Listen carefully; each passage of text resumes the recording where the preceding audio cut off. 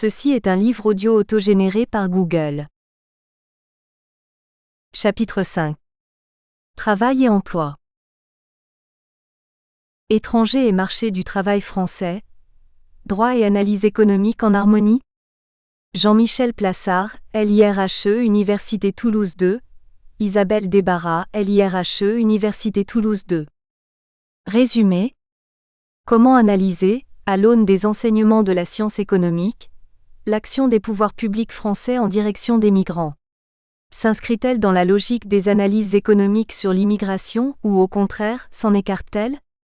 L'objectif est d'identifier la façon dont les pouvoirs publics français ont décidé de relever les défis provoqués par certains mouvements migratoires contemporains. 1. Introduction. La plupart des pays de l'OCDE enregistrent depuis maintenant plus d'une quinzaine d'années une progression importante des flux migratoires. Les origines de ce mouvement des migrations internationales sont multiples.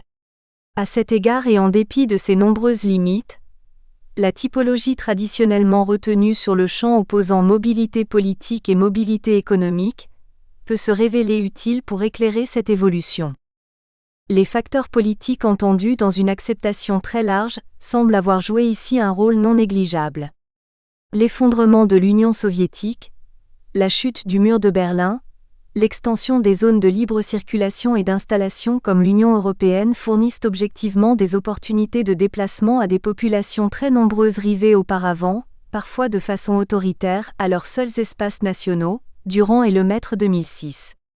Durant la même période, les migrations politiques ont pris aussi leur forme traditionnelle de fuite devant les persécutions, les guerres et les conflits ethniques. Il ne faudrait pas cependant sous-estimer l'influence des facteurs économiques. L'augmentation des flux migratoires est alors mise en relation avec le contexte de mondialisation des activités économiques et de vieillissement des populations des pays développés. Les migrations internationales sont une question qui travaille fortement les sociétés. Ce sujet sensible demeure au cœur des préoccupations et des agendas politiques présents et sans doute futurs. Il paraît en effet probable que les flux migratoires vont continuer à croître, alimentés à la fois par les migrations politiques, les migrations économiques, voire les migrations environnementales, alors même que dans le même temps, les immigrés ont souvent du mal à s'intégrer sur le marché du travail et dans la société du pays d'accueil. De nouveaux enjeux et de nouveaux défis conduisent à l'adaptation des politiques migratoires. Dans le cortège des nouvelles préconisations, les instances internationales jouent un rôle moteur. Celles-ci essaient de faire évoluer les migrations internationales vers un nouveau système de mobilité faisant des migrations un atout pour le progrès économique et respectueux des intérêts des migrants, des pays d'accueil et des pays d'origine, Dayton et Ali, 2007. Dans cette problématique, la gestion ordonnée des flux pour attirer les compétences nécessaires à l'économie dans un contexte de vieillissement des populations, la lutte contre l'immigration illégale et la mise en œuvre des politiques économiques et sociales destinées à assurer une meilleure intégration des émigrés constituent les piliers d'une nouvelle démarche. Si peu de pays peuvent échapper à cette problématique, la tâche de certains peut être rendue plus ou moins aisée en raison de spécificités nationales. Comment la France se situe-t-elle dans ce nouveau contexte? Les particularités structurelles de la population immigrée de la France, terre traditionnelle d'accueil, constituent-elles à l'heure actuelle des points de tension au regard de la volonté de développer une politique d'immigration choisie, pensée comme une adaptation aux nouvelles donnes économiques? L'article investit donc la politique migratoire française. Plus précisément, il analyse cette dernière en l'envisageant à titre principal, sous l'angle des dispositifs législatifs et à l'aune d'une évaluation menée sur sa cohérence au regard du contexte et des divers enjeux socio-économiques. En ce qui concerne le plan, l'article se décline en deux parties. La première partie pointe les migrations au travers de leurs enjeux contextualisés, tandis que la seconde situe les politiques et leurs évolutions au plan normatif du droit. C'est, au demeurant, une lecture pluridisciplinaire à deux étapes qui est proposée. L'approche économique est privilégiée naturellement dans la première partie, au sens où la notion d'immigration choisie s'appuie essentiellement sur l'immigration économique, tandis que l'approche juridique décortique une évolution du droit adossée à cette nouvelle problématique. 2. Défis permanents et nouveaux enjeux de l'immigration. La mise en œuvre d'une politique s'appuie sur un argumentaire adossé généralement à des référentiels théoriques. On ne s'étonnera donc pas que la théorie économique puisse être mobilisée pour jauger des évolutions d'un phénomène complexe concernant diverses parties prenantes à l'aune d'une analyse montrant des avantages et des inconvénients variables pour cette forme particulière de mobilité spatiale. Ce sont en effet des méthodologies destinées au thème de la mobilité géographique en général qui sont appliquées à ce champ empirique particulier. On dispose néanmoins d'une véritable économie de l'immigration, Borjas, 1999, qui balaye les causes et les conséquences de l'immigration légale ou clandestine, Hanson, 2006. De fait, les interrogations portent sur les comportements migratoires, sur les gains d'efficience et enfin, sur le problème éventuel des gagnants et des perdants du processus. Ces divers questionnements aident à comprendre l'existence de controverses suscitées, tant par les mouvements migratoires que par les politiques d'immigration. Ils permettent aussi de saisir les évolutions dans leur contexte. 2.1. Causes et conséquences de l'immigration économique. 2.1.1. Bénéfices et coûts de la migration pour le migrant. Pour l'analyse économique standard, la décision de migration, eu égard à ses aspects échelonnés dans le temps, s'apparente à une décision d'investissement individuel réalisée par le migrant, SJAASTAD, 1963. Un individu migrera si les différences actualisées dans les flux de revenus entre la nouvelle localisation et l'ancienne excèdent les coûts de la mobilité. L'incitation à partir va donc varier entre les individus en fonction de leurs différences dans les anticipations des gains futurs, des taux d'actualisation et des coûts personnels de migration. Les bénéfices économiques sont représentés généralement par l'écart de salaire entre le gain enregistré par le migrant dans le pays de destination et le salaire qu'il aurait obtenu dans le pays d'origine. Au salaire proprement dit, il conviendrait d'ajouter les diverses allocations monétaires ou les bénéfices en nature versés par les systèmes de protection sociale et de santé du pays d'accueil. Les coûts de la migration, comme pour toute mobilité spatiale, font référence aux coûts directs monétaires. Les conditions d'origine ou de destination pèsent sur les coûts et les bénéfices de la migration de sorte que la décision va réagir aux facteurs push, de répulsion, du pays d'origine ou pull, d'attraction du pays d'accueil. Les nations régulent plus ou moins activement les flux d'individus venant de l'extérieur. Aussi les migrations internationales se différencient-elles de la mobilité nationale sur la dimension immigration illégale. Le phénomène concerne tous les continents, même si l'exemple de l'immigration clandestine mexicaine en constitue le paradigme. Il s'agit de la situation la plus étudiée par la recherche, et ces éléments spécifiques sont en outre à même de faire ressortir, en accentuant les traits, les propriétés de ce type de migration, réactivité aux conditions économiques binationales, rôle des réseaux. Au plan conceptuel, l'offre de travail clandestin renvoie aussi à la notion d'investissement mais la structure de coûts diffère. Les migrants légaux font face à des coûts d'entrée associés aux files d'attente nécessaires pour obtenir un visa. Pour éviter une interpellation et une arrestation par les autorités compétentes, les migrants illégaux utilisent des passeurs et des réseaux qui offrent une série de services, allant du guide pour passer les frontières jusqu'à des combinaisons de services plus complets, transport à l'intérieur du pays jusqu'à une localisation précise.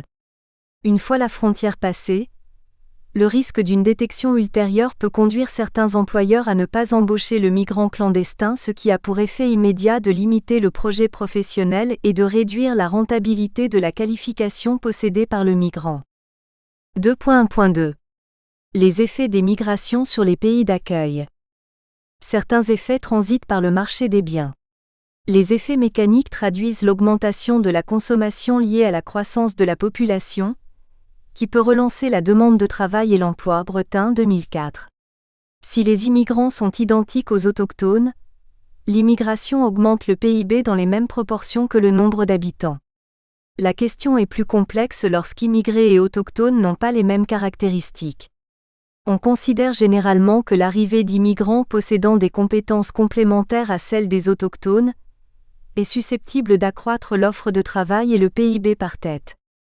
Les effets de l'immigration sur le marché du travail sont envisagées traditionnellement sous l'angle d'une augmentation exogène de l'offre de travail. Le modèle le plus simple, Borjas, 1999, part de l'hypothèse que migrants et travailleurs autochtones sont parfaitement substituables.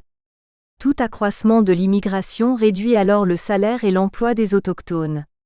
Mais tout s'inverse si travailleurs autochtones et travailleurs immigrants sont complémentaires, car toute augmentation de l'immigration hausse à la fois le salaire et l'emploi des travailleurs autochtones. Si les salaires sont rigides, les conséquences prennent plutôt la forme d'un accroissement du chômage. Comme le degré de flexibilité varie avec la qualification, l'arrivée de migrants non qualifiés a moins d'effet sur les salaires et augmente davantage le chômage que l'arrivée d'immigrants qualifiés. Une éventuelle baisse des salaires ne touche que les travailleurs soumis à la concurrence des immigrés. À l'inverse, si la main-d'œuvre autochtone est complémentaire à la main-d'œuvre immigrée, elle bénéficiera, avec le capital, d'une partie du surplus dégagé par l'immigration.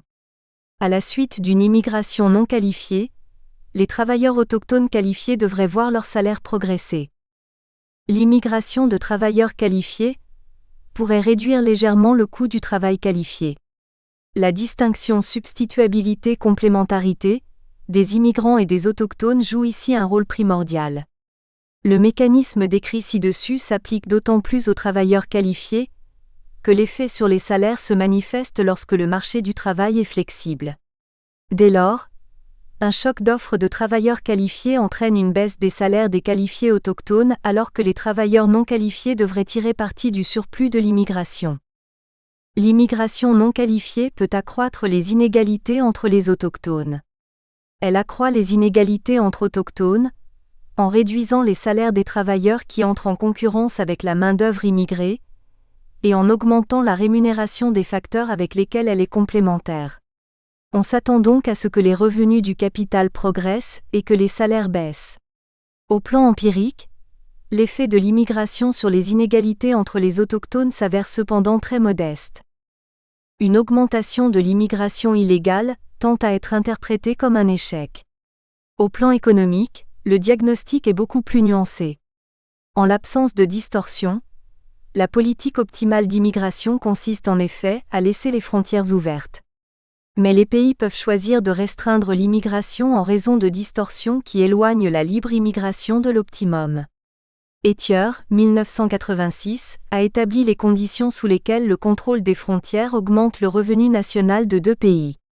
Il identifie deux contextes pour lesquels interdire l'immigration clandestine va augmenter le revenu national. Le premier cas correspond à l'existence d'une rigidité à la baisse des salaires dans le pays d'accueil pour le travail non qualifié, de telle sorte que l'interdiction abaisse le taux de chômage en réduisant l'immigration. Le deuxième cas concerne la présence d'un pouvoir de marché sur la demande de travailleurs émigrés dans le pays d'accueil. En l'absence de ces distorsions, la fermeture des frontières réduit le bien-être. Le contrôle des frontières internationales ou des pratiques d'embauche par les employeurs affecte l'immigration illégale. Or, l'intensité des contrôles peut être davantage sensible à des considérations d'économie positive que d'économie normative. Les gouvernements peuvent ainsi restreindre l'immigration pour des considérations électorales, en prenant la défense des adversaires de l'immigration. En sens inverse, le fait que la politique de répression semble avoir peu d'impact interpelle aussi. Plutôt que d'invoquer une non-convexité de la fonction de production de répression, on peut y voir une réponse des politiques aux employeurs et aux groupes bénéficiant de l'immigration clandestine qui se mobilisent pour que la loi ne soit pas appliquée. 2.1.3. Les effets des migrations sur les pays d'origine. Les flux en retour pour le pays d'origine des migrations sont-ils toujours positifs ? La contribution des migrations au développement des pays d'origine est chez les économistes une question encore en débat. Les transferts de fonds des migrants vers le pays d'origine constituent une manne très importante susceptible d'enclencher le développement, OCDE 2006. Ils constituent une source de revenus pour de nombreux ménages à revenus faibles et moyens dans les PED. Ils fournissent aussi les devises nécessaires pour importer les facteurs de production non disponibles sur le plan intérieur. Mais l'ampleur de leur effet dépend de la manière dont l'argent est dépensé. Consacrer l'argent à l'entrepreneuriat influe directement et positivement sur l'emploi et la croissance. Éventuellement l'argent utilisé pour la consommation et l'achat immobilier peut avoir des effets indirects sur la croissance. Mais à l'inverse, certains pointent le fait que cette rente favorise la demande d'importation au détriment de la production locale ou peut induire des effets inflationnistes. D'autres insistent sur la prédominance chez les familles d'émigrés des logiques de consommation, sur celle de l'accumulation. Surtout est mis en accusation l'effet de dépendance associé au fait d'encourager constamment l'immigration d'âge d'actifs et de créer une dépendance des bénéficiaires qui s'habituent à disposer de l'argent. Les analyses économiques insistent depuis longtemps sur l'exode des cerveaux. Le capital humain est un déterminant de l'employabilité et des revenus, et une source majeure de rendements sociaux et d'effets externes. À plus long terme, le capital humain est un facteur important d'innovation et d'adoption de progrès techniques. Lorsque les travailleurs qualifiés quittent leur pays, ils exportent à la fois leur productivité individuelle à l'étranger mais aussi les externalités sous-jacentes. Il faut ajouter à ceci le coût fiscal qu'a supporté la communauté pour financer l'immigration des migrants. La fuite des cerveaux engendre des effets négatifs sur la croissance et le bien-être des résidents du pays d'origine. Toutefois, considérer tout départ comme une perte est excessif, car l'on fait fi d'un taux initial d'employabilité faible. In fine, le montant en jeu peut être plus faible que prévu, si l'effet fuite de cerveau contribue à un effet de désengorgement variable selon les pays. Les travaux récents montrent notamment que les coûts peuvent être partiellement compensés par des effets indirects positifs, associés aux perspectives de migration. À cet égard, 3 items sont considérés. Un effet d'incitation, les perspectives de migration incitent les jeunes à se former sans garantie de migration future. Un effet de diaspora, les migrants qualifiés investissent dans les pays d'origine ou facilitent le transfert de technologies, et un effet migration-retour. Mais les analyses empiriques tendent à montrer que ces effets positifs sont surtout importants dans les pays intermédiaires et ayant des taux d'immigration modérés. De nombreux pays pauvres sont très négativement affectés par la fuite des cerveaux lorsque celle-ci est sévère, surtout lorsque l'hémorragie de personnel clé met en péril des secteurs importants. 2.2. Des migrations qui ont changé de visage. Les changements structurels, montée de l'économie de la connaissance, besoins démographiques et difficultés de recrutement sur les marchés de travail de certaines catégories de travailleurs, modifient les facteurs d'appel des migrations en faveur des travailleurs plus qualifiés. Mais le débat est relayé par les caractéristiques très spécifiques de l'immigration française. 2.2.1. L'évolution de l'immigration française. Durant les 30 Glorieuses, l'immigration de travailleurs était directement organisée par les gouvernements du pays d'accueil. Des agents recruteurs pour les secteurs BTP, mines, industries automobiles ou textiles se rendaient dans les anciennes colonies pour organiser le départ des hommes jeunes, village par village. Les conditions d'accueil étaient régies alors par un contrat tacite. Il s'agissait de travailler dans le pays d'accueil sans chercher à s'installer définitivement, et de transférer vers le pays d'origine la plus grande partie du salaire. La crise des années 1970, la montée du chômage a justifié en 1974 la fermeture des frontières pour toute nouvelle migration économique en France. Cependant, les migrations pour des raisons politiques et humanitaires n'ont cessé de croître. De ce fait, les caractéristiques actuelles de l'immigration en France sont assez spécifiques et semblent moins correspondre aux besoins et enjeux actuels, Durand et Lemaire 2006. Globalement, la France fait encore partie des principaux pays d'accueil des migrants à titre permanent. Si les migrations familiales sont prépondérantes relativement aux migrations à des fins d'emploi comme dans la plupart des pays de l'OCDE, le phénomène y est beaucoup plus marqué. Ces flux traduisent une persistance des courants car la France n'a été guère concernée par l'immigration en provenance de l'Europe centrale voire de la Chine. Par ailleurs, le niveau de qualification de l'immigration semble moins élevé que celui des autres pays de l'OCDE, bien que la France soit la principale destination des demandeurs d'asile et des étudiants étrangers. La France a aussi peu recours à la migration temporaire du travail. 2.2.2. Les modifications des facteurs d'appel pour les pays d'accueil. Les changements organisationnels et technologiques, la montée d'une économie fondée sur la connaissance qui donne un poids important aux facteurs immatériels dans la production, crée de nouveaux besoins en matière d'immigration. La montée de l'économie du savoir est porteuse de besoins en main-d'œuvre qualifiée et hautement qualifiée.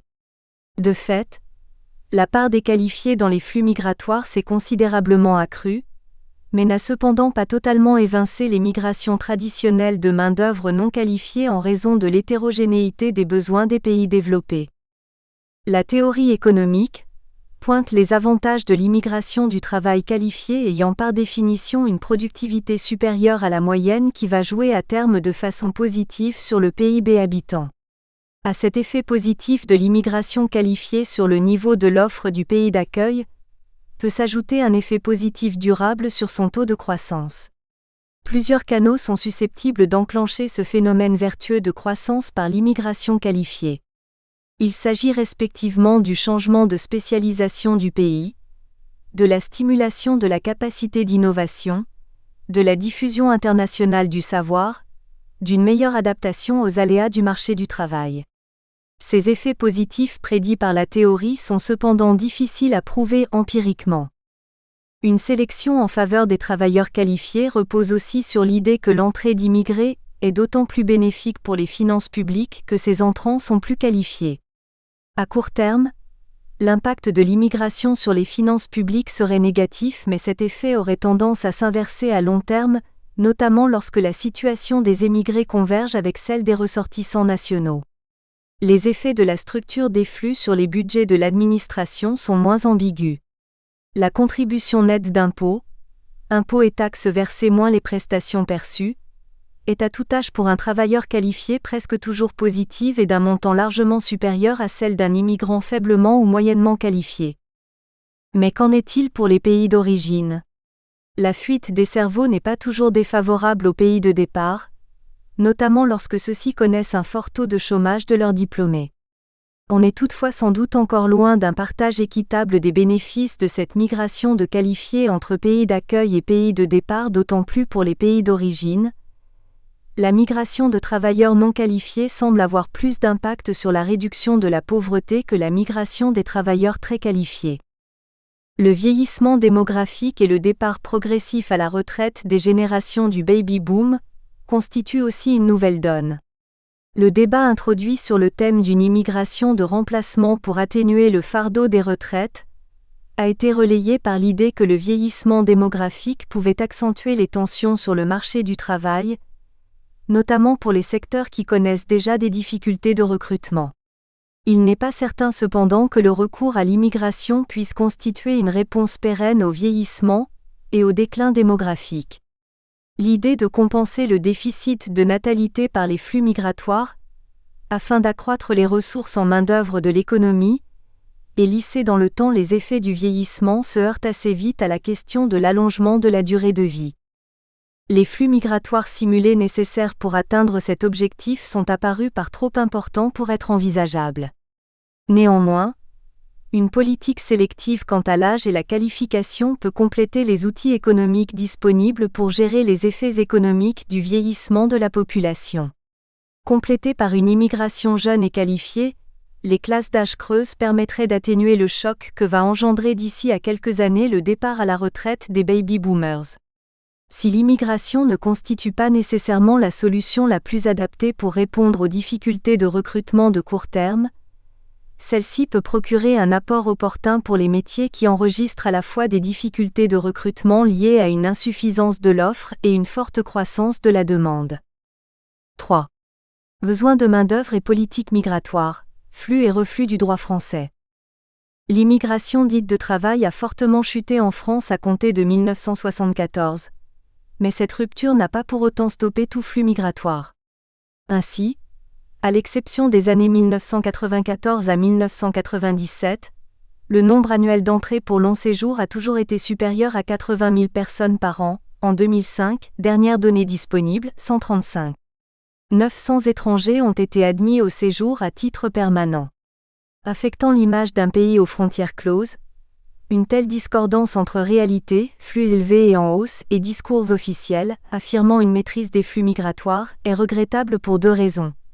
D'une part, elle explique vraisemblablement l'image négative dont souffrent de nombreux étrangers en situation régulière assimilés abusivement à des clandestins. D'autre part, ce décalage est dommageable pour l'État dont la crédibilité est contestée. L'importance de l'immigration dite de droit, qui concerne près de 85% des entrées à caractère permanent en France chaque année, se trouve au cœur du décalage. De ce point de vue, sont naturellement concernés les étrangers obtenant le statut de demandeur d'asile. Mais le sont également les étrangers admis au séjour au titre des migrations familiales, au demeurant les plus nombreux. Ainsi, en 2005, 7 personnes sur 10 admises au séjour en France l'ont été pour ce motif, sachant que ce type de migration concerne le regroupement familial, les membres de familles de Français, essentiellement conjoints, et les étrangers admis au séjour en raison de leurs liens personnels et familiaux. En revanche, et à l'opposé de cette immigration familiale, consacrée et protégée au niveau national et international, l'immigration de travail à caractère permanent n'a qu'un caractère marginal et n'a représenté en 2004 que 5% des migrations. Bien qu'en légère hausse, les chiffres pour 2005 indiquent que les entrées régulières en France pour ce motif ne concernent encore que 7% des personnes concernées, bien en deçà des 20 à 30% que connaissent certains pays tels que le Royaume-Uni, l'Irlande, la Suède ou bien encore le Canada. Dans ce contexte, comment analyser l'action des pouvoirs publics français en direction des migrants, qu'il s'agisse de leurs conditions d'accueil, de séjour ou bien d'accès aux droits ? Y retrouve-t-on les éléments clés de la politique migratoire adoptée aujourd'hui par de nombreux pays de l'OCDE ? Ou bien la France s'inscrit-elle dans un schéma différent ? À l'instar de nombreux pays, la France est désormais animée par un souci de maîtrise des flux migratoires. Ainsi, les pouvoirs publics nationaux confirment-ils leur volonté de limiter l'immigration dite subie. Ensuite, et ce mouvement est plus récent, il est indiscutable que les lois Sarkozy et Hortefeux ont pour but de relancer officiellement l'immigration dite de travail en fonction des besoins de l'économie française, sachant que l'arrêt de ce type d'immigration à partir de 1974 s'est soldé, en pratique, par une augmentation de l'immigration familiale, confère Supra. 3.1. Confirmation, pour une limitation de l'immigration dite subie. Moins de 4 ans après la loi du 26 novembre 2003 qui visait à lutter contre l'immigration clandestine, et moins de 2 ans après celle du 24 juillet 2006 inaugurant une politique de lutte contre l'immigration subie au profit d'une immigration choisie, le gouvernement français a donc jugé utile de réformer encore le Code de l'entrée et du séjour des étrangers et du droit des asile CCEDA, remplaçant depuis 2005 l'ordonnance de 1945 par une nouvelle loi du 20 novembre 2007. L'objectif étant de mieux adapter l'immigration aux capacités d'accueil de la France, 2 types de mesures sont préconisées. D'une part, endiguer l'immigration irrégulière, d'autre part, réduire l'immigration familiale. 3.1.1. Renforcement de l'arsenal législatif et réglementaire contre l'immigration illégale. Si le durcissement des conditions d'entrée et de séjour en France et son corollaire, i.e., une lutte renforcée contre l'immigration clandestine, sont des objectifs constamment réaffirmés, ils se trouvent également à l'origine de stratégies de contournement des règles. Voilà pourquoi le législateur, en 2003, puis en 2006, enfin en 2007, a créé de nouvelles infractions et ou sanctions, dans le but de contrer les fraudes au mariage, à la santé, ou bien encore à la paternité de complaisance, au risque de propager une image négative de l'étranger. S'agissant en premier lieu de l'institution du mariage, celui-ci, conclu entre un Français et un ressortissant étranger, permet à ce dernier d'obtenir un titre de séjour voire la nationalité française selon une procédure simplifiée par rapport à celle de la naturalisation. Certes, de telles unions mixtes ne sauraient susciter de réserve de principe.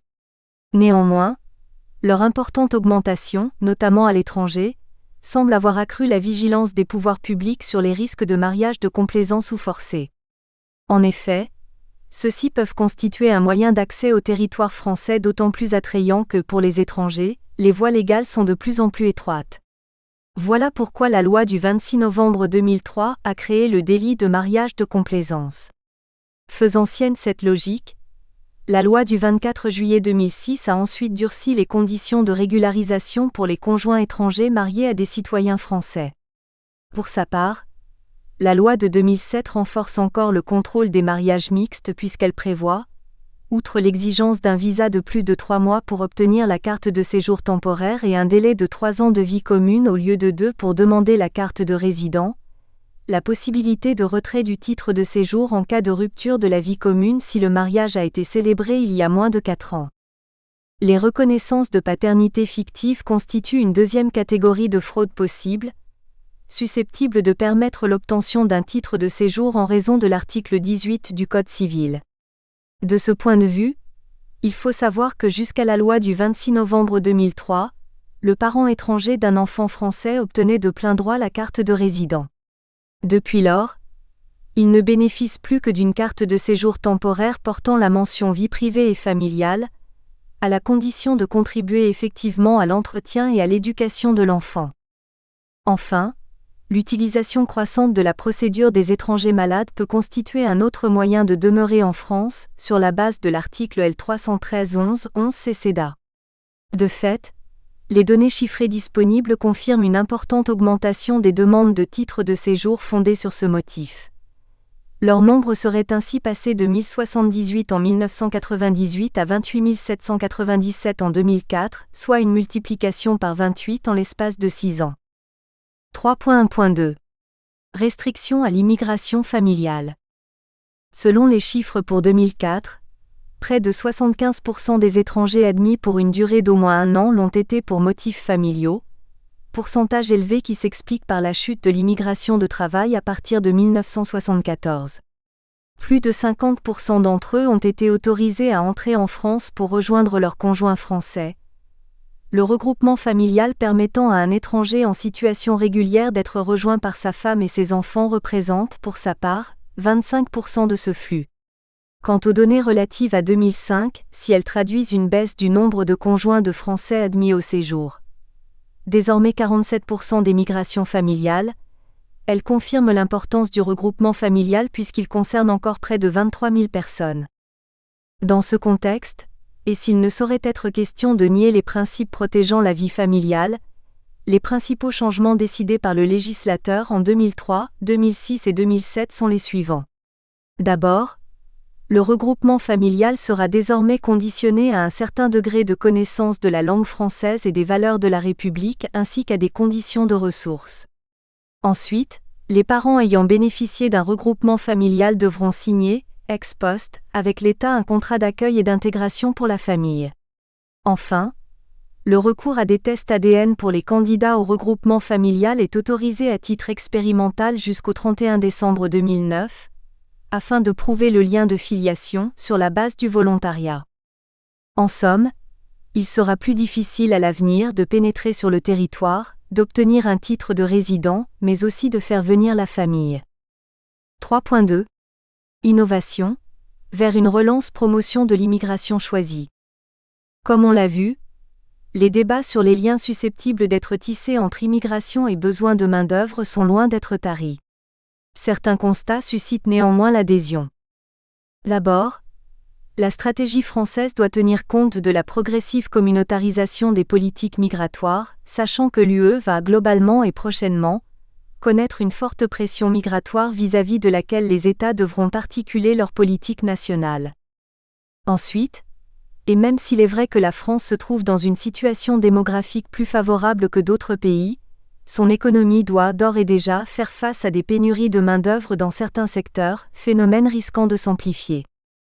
Dans ce contexte, un recours accru à l'immigration de travail est désormais préconisé notamment à l'immigration extracommunautaire, considérée comme souhaitable dans les secteurs soumis à des tensions.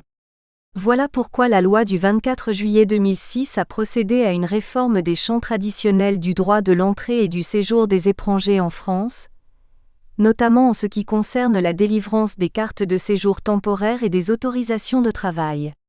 Il faut ainsi rappeler que cette loi a décidé de mettre en place des instruments nouveaux visant à attirer les meilleurs talents et à satisfaire des besoins ciblés de l'économie.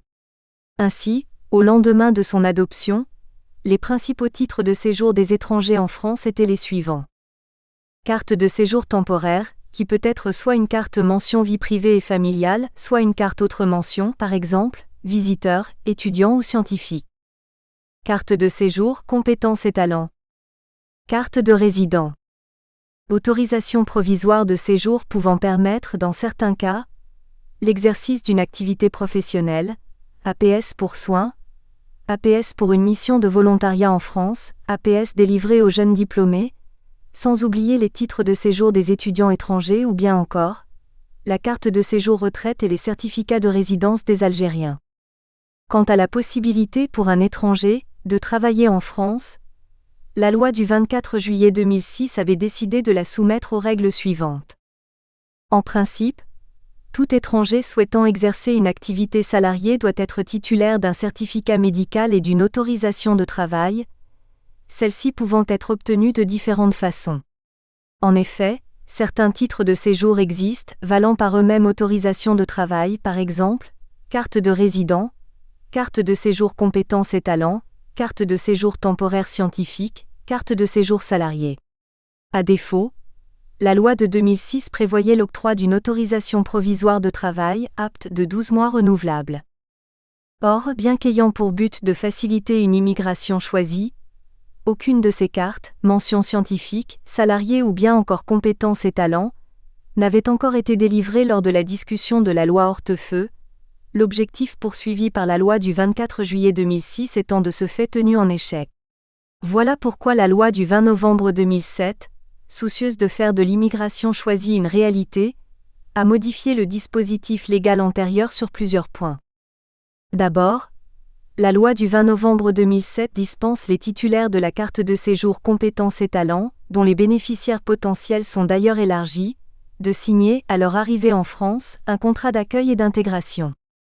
Ensuite, pour ce qui concerne la carte de séjour temporaire mention scientifique, l'article L313A8 CCEDA est complété par une disposition précisant que, lorsque l'étranger titulaire poursuit ses activités au-delà de 3 mois, il est dispensé de se procurer un visa long séjour. Enfin, on sait que si, à compter de 1974, le législateur a soumis la délivrance des titres de séjour professionnel à la situation de l'emploi par branche et par secteur d'activité, la loi du 24 juillet 2006 a cependant apporté une exception à ce principe afin de répondre à la pénurie de main-d'œuvre dans certains secteurs d'activité. Ainsi a-t-elle décidé d'autoriser l'octroi des une carte de séjour temporaire salarié, sans opposabilité de la situation de l'emploi à l'étranger demandeur, pour des métiers et zones géographiques caractérisés par des difficultés de recrutement. Or, faisant sienne cette logique, la loi du 20 novembre 2007 permet également aujourd'hui à des personnes entrées sans visa long séjour, IE, travailleurs sans papier, de solliciter une carte de séjour temporaire salarié, afin d'intervenir dans ces mêmes secteurs déficitaires. Conclusion. En conclusion de cette analyse croisée des enjeux et du contenu des politiques migratoires françaises, un double constat s'impose. D'abord, on ne saurait occulter une certaine instrumentalisation du droit et des personnes concernées encore que le phénomène ne soit pas neuf. On sait bien en effet que la France a su naturaliser massivement à des fins militaires dans la première moitié du XXe siècle, Gros-Claude, 2007. Ensuite, il est vrai que l'approche utilitariste de l'appel sélectif aux étrangers hautement ou faiblement qualifiés pour pallier certaines pénuries de main-d'œuvre apparaît comme une solution répondant à une logique de satisfaction immédiate d'un besoin alors que les tensions observées illustrent aussi des dysfonctionnements en termes d'ajustement entre offre et demande de travail. Mais, cet appel à la main-d'œuvre étrangère n'introduit-il pas des facteurs de rigidité, en isolant de l'employabilité une partie de la population active au chômage ? Quoi qu'il en soit, il est clair que si un temps droit et sciences économiques ont semblé en dissonance, tel est moins le cas aujourd'hui. En effet, l'évolution législative contemporaine traduit une plus grande adéquation avec les thèses depuis longtemps défendues par les sciences économiques, globalement favorables à l'immigration dite de travail. Ce faisant, la gestion française des migrations se rapproche incontestablement de celle prônée au niveau de la plupart des pays de l'OCDE, au moins sur les 2 points suivants: souci d'attirer les compétences nécessaires au pays et volonté de limiter les immigrations irrégulières.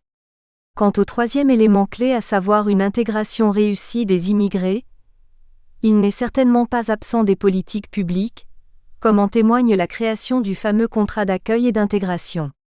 La réalisation de cet objectif n'est cependant pas aisée, ainsi que l'illustre l'exposition anormalement élevée au chômage dont sont victimes les salariés issus de l'immigration.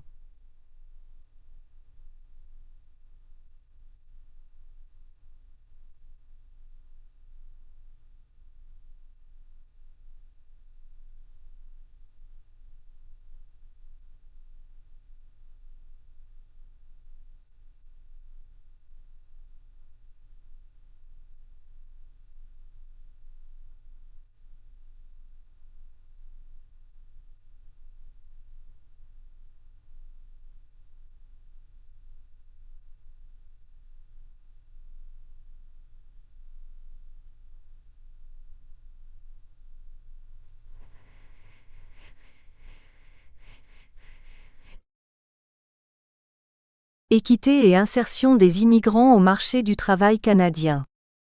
Denise Elie, INRS-UCS, Université du Québec, Nong Ju, INRS-UCS, Université du Québec, Marie-Lou Trudel, INRS-UCS, Université du Québec.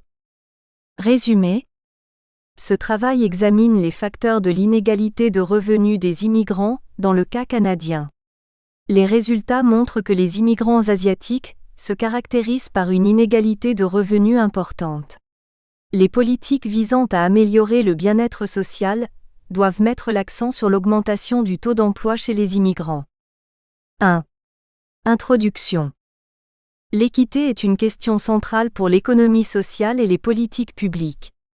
Selon le rapport sur le développement dans le monde 2006, The World Bank 2005, un des principes fondamentaux de la notion d'équité est l'égalité des chances, soit l'idée selon laquelle ce qu'une personne accomplit durant son existence doit être fonction de ses capacités et de ses efforts plutôt que d'un contexte préétabli. Race, sexe, milieu familial et social, pays d'origine. Depuis les années 1970, l'insertion des immigrants au marché du travail a connu des changements importants au Canada, Grant et Sweetman, 2004. D'une part, l'entrée massive de personnes originaires des pays du Sud a accru l'hétérogénéité ethnique et sociale du marché du travail. D'autre part, les fluctuations économiques et l'affaiblissement du secteur intensif en travail ont aggravé la difficulté des nouveaux arrivants de trouver un emploi sur un marché du travail segmenté et où persiste une discrimination à l'emploi. De fait, comparativement aux natifs, les immigrants sont surreprésentés dans la catégorie des pauvres et cette situation pose un problème d'équité sociale. Elie 2008.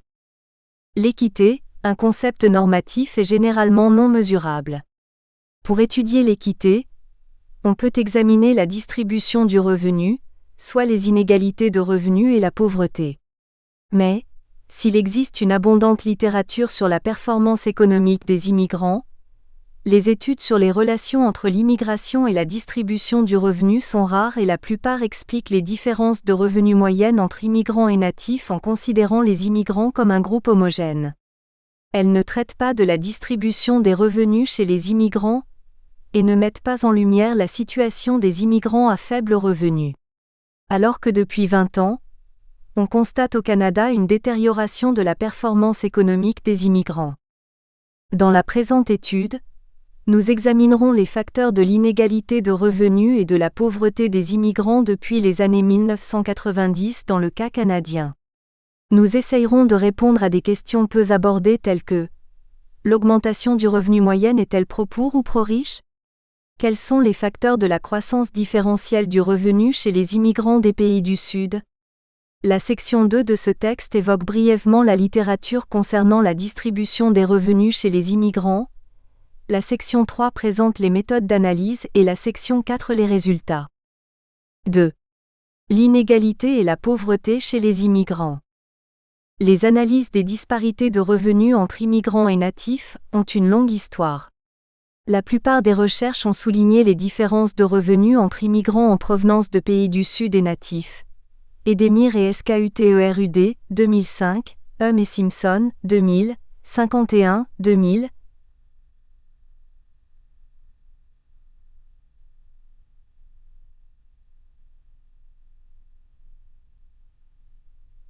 « 2001 SWIDINSKY et SWIDINSKY, 2002. Toutefois, les études des relations entre immigration, inégalité et pauvreté sont rares. BASAVARAJAPPA, 2000, KAZEMIPUR et Ali, 2000. Plusieurs travaux portant surtout sur les États-Unis montrent que l'immigration est un important facteur de l'inégalité et de la pauvreté. Johansson et Weller, 2005, McCall, 2001, Reed, 2001. Dans le cas canadien, selon Moore et Passet, 2003, l'inégalité de revenus s'est élargie entre 1980 et 1995 en raison essentiellement de l'entrée massive de nouveaux immigrants et de la récession économique. Par contre, selon Bro 2007, étudiant la période de 1981 à 1999, c'est en raison de la croissance du commerce international, du progrès technologique, d'une nouvelle hétérogénéité des niveaux d'éducation, de la désindustrialisation et de la réduction des transferts gouvernementaux et moindrement en raison du ratio des nouveaux immigrants. Une analyse comparative montre que les flux relativement plus importants d'immigrants qualifiés au Canada contribuent à réduire les inégalités alors qu'aux États-Unis, l'immigration davantage non qualifiée contribue à les accroître. Edemir et Borjas, 2007. Mills et Zandvakili 2004 ont également conclu que l'immigration était un facteur d'inégalité. BASAVARAJAPPA, 2000, a quant à lui analysé la distribution des revenus chez les immigrants âgés de 55 ans et plus. Il a montré que les immigrants venus des pays du Sud disposaient de revenus moyens, inférieurs à ceux des natifs, et étaient victimes d'une distribution du revenu inéquitable.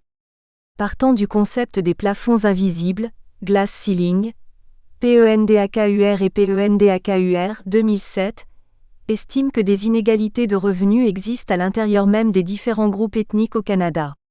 Ce concept fait référence aux barrières, plafonds invisibles, auxquels font face certains groupes qualifiés, ici les immigrants, sur le marché du travail en raison de diverses formes de discrimination.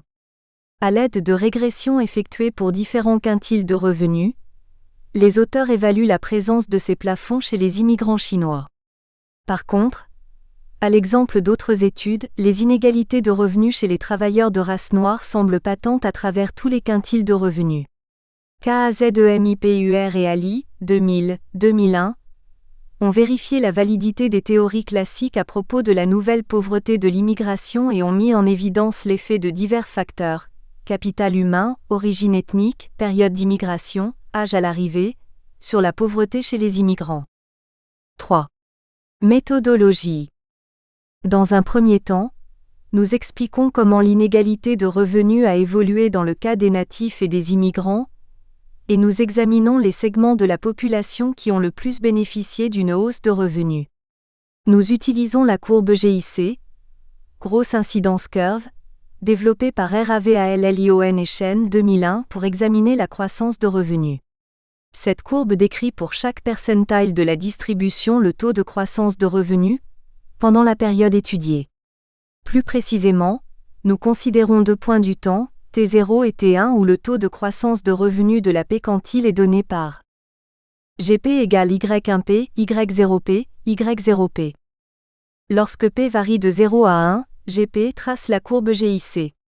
Par exemple, au 50e percentile, la figure donne le taux de croissance du revenu médian. Si l'inégalité ne change pas, GP égale G pour tous les P, où G a le taux de croissance du revenu moyen. Si GP est une fonction décroissante, croissante, l'inégalité diminue, augmente pendant la période étudiée selon toutes les mesures de l'inégalité. Si la courbe GIC se trouve au-dessus-dessous de l'axe 0, GP, 0, GP plus petit que 0, pour tous les P, les quantiles correspondants connaissent une augmentation-diminution de revenus. En comparant les courbes GIC entre divers groupes à différentes périodes, nous analysons les différences entre immigrants et natifs, et pouvons saisir leur évolution à court et long terme. Ces analyses permettent de préciser quels groupes ont le plus bénéficié de la hausse de revenus, et d'évaluer la place de chacun dans la variation de l'inégalité pendant les périodes étudiées. Dans un deuxième temps, nous analysons les effets des attributs individuels des immigrants sur l'inégalité de revenus et la pauvreté. L'hypothèse est qu'un changement des attributs, scolarité, connaissances linguistiques, industrie, année d'immigration, lieu de résidence, et du rendement de ces attributs contribue aux disparités de la performance économique des immigrants, ainsi qu'au changement de la distribution du revenu. Nous utilisons un développement de la décomposition de Blind-Waraka, Smith & Welch, 1989, The World Bank, 2007, pour examiner le rôle des attributs dans le changement de revenu entre 2 points du temps T0 et T1. Nous quantifions l'influence des divers attributs sur la variation de revenus en décomposant leurs effets en effet principal dû au changement des attributs des immigrants et effet temporel résultant du changement de rendement de ces attributs. Formellement, nous supposons qu'il y a 2 équations de revenus des immigrants, celle de 1996 et de 2001. 1. 2. Où W a le revenu des immigrants et X1 égale XK1, K égale 1,2, K, le vecteur qui définit les caractéristiques individuelles. En fait, nous pouvons considérer les coefficients, et comme le rendement des attributs individuels. Après avoir estimé 1 et 2, nous obtenons 3, 4. En calculant la moyenne pour chaque point du temps, nous avons 5. Où sont les moyennes géométriques du revenu prédit des 2 points du temps? Tout était 1.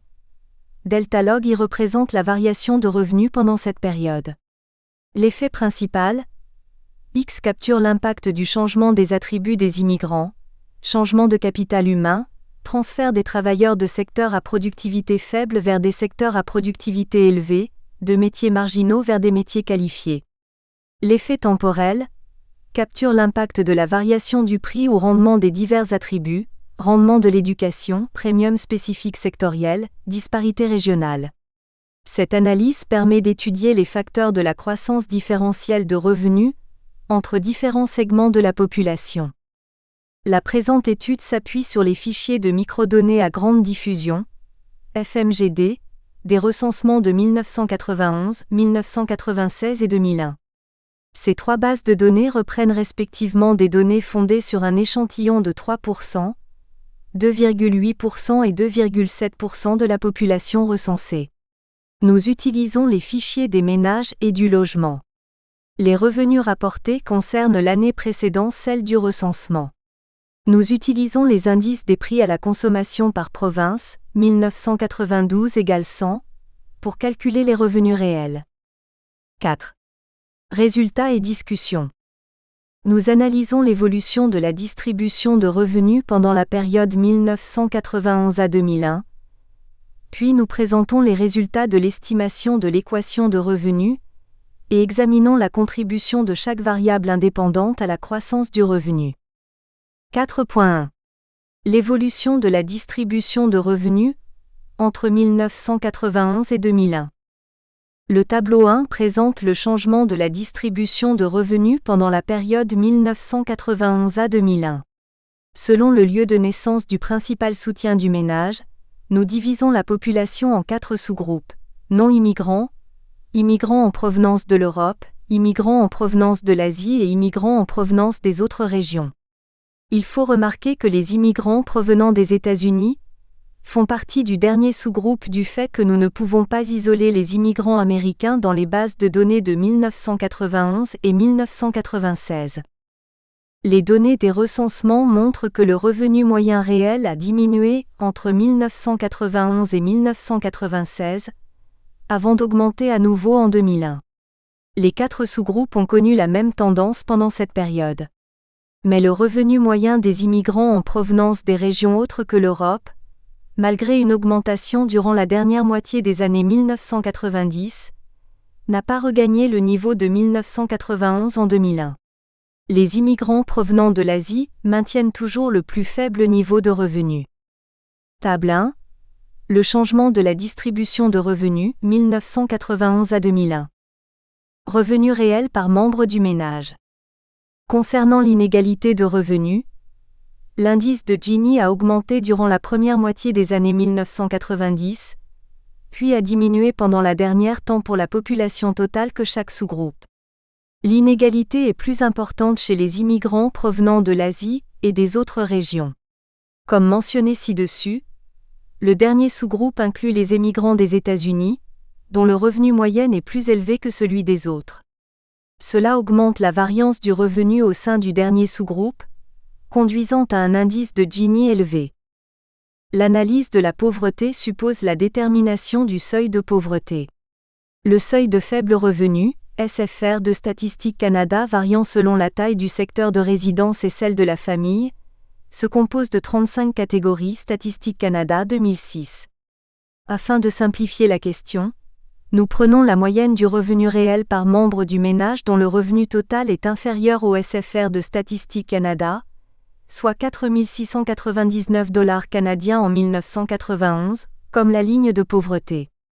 La dernière partie du tableau 1 présente nos résultats. La pauvreté a augmenté pour tous les groupes d'immigrants entre 1991 et 2001, surtout provenant de l'Asie. Le graphique 1 présente les courbes GIC pour les 4 sous-groupes pendant la période 1991 à 2001, et ses 2 sous-périodes, 1991 à 1996 et 1996 à 2001. Ces courbes permettent d'identifier les segments de la population les plus touchés par la fluctuation du niveau de revenu. Regardons la période 1991 à 2001. Pour les non-immigrants et les immigrants en provenance de l'Europe, la courbe se trouve au-dessus l'axe 0 sauf au debout en raison des valeurs extrêmes de revenus. Ceci signifie que presque tous les segments de la population dans ces deux groupes ont connu une augmentation de revenus réels. Au contraire, pour les immigrants asiatiques, la courbe reste au-dessous de l'axe 0 du segment le plus pauvre jusqu'au 60e percentile, ce qui implique une baisse de revenus réels dans les classes pauvres et moyennes de ce groupe. Même chez les immigrants asiatiques de la classe riche, l'augmentation de revenus réels est quasi négligeable, plus faible que celle chez les non-immigrants et les immigrants de l'Europe. Par ailleurs, la courbe GIC est significativement croissante chez les immigrants originaires de l'Asie. Nous pouvons dire que les immigrants asiatiques ont connu pour la plupart une détérioration de revenus réels entre 1991 et 2001, et cette détérioration a été plus accentuée dans la classe pauvre, ce qui a aggravé l'inégalité au sein de ce groupe. Graphique 1, les courbes GIC. 1991 à 2001. 1991 à 1996. 1996 à 2001. Regardons les deux sous-périodes, 1991 à 1996 et 1996 à 2001. Pendant la première, toutes les courbes GIC sont situées au-dessous de l'axe des abscisses. Tous les groupes ont connu une diminution du revenu réel, une diminution plus accentuée pour les immigrants des régions autres que l'Europe. Par ailleurs, la baisse du revenu réel pendant cette période semble plus importante pour les ménages les plus pauvres, ce qui explique l'augmentation de l'indice de Gini, tableau 1. Contrairement à la première moitié des années 1990, la dernière moitié est caractérisée par une augmentation générale du revenu réel pour tous les groupes. La hausse du revenu réel est plus importante pour les immigrants provenant de l'Asie et des autres régions, et pour les ménages les plus pauvres. L'augmentation de revenus pendant cette période est donc pro-riche, réduit l'inégalité. En résumé, le revenu réel a connu une baisse entre 1991 et 1996, puis un redressement entre 1996 et 2001. Au cours de ce processus, la classe la plus pauvre a été plus touchée par la fluctuation économique. Elle a subi une détérioration pendant la période de récession et une amélioration plus significative pendant la période de forte expansion économique, et les immigrants provenant de l'Asie semblent se trouver dans la situation la plus défavorable. Ce résultat pourrait s'expliquer par le fait que les Asiatiques sont davantage concentrés dans la région métropolitaine de Toronto, où les fluctuations d'emploi ont été plus prononcées que dans le reste du pays. 4.2. Estimation de l'équation de revenus. La base de données de 1991 de Statistique Canada ne contient pas l'industrie du principal soutien du ménage, et nous devons réaliser nos analyses avec les données de 1996 et 2001. Par ailleurs, la présente étude vise à analyser la distribution des immigrants en provenance des pays du Sud. Vu qu'il est impossible d'isoler les immigrants américains, un groupe très favorisé sur le marché du travail, du dernier sous-groupe, nous limitons notre échantillon aux immigrants de l'Asie. Le tableau 2 présente les résultats de l'estimation des équations de revenus. Regardons l'effet des caractéristiques du principal soutien du ménage sur le revenu réel par membre du ménage. Le fait d'être un homme et l'âge jouent positivement sur le revenu, comme le niveau d'éducation et la maîtrise des langues officielles, effet plus important pour les individus parlant l'anglais ou se déclarant bilingues. Par rapport aux nouveaux arrivants, les anciens immigrants ont un niveau de revenu significativement plus élevé, ce qui semblerait confirmer la prédiction des approches d'assimilation, selon lesquelles les nouveaux immigrants font face à une situation défavorable pendant les premières années après l'arrivée. Nous espérons que vous avez apprécié cet aperçu. Pour continuer à écouter ce livre audio sur Google Play Livres, utilisez le lien dans la description de la vidéo.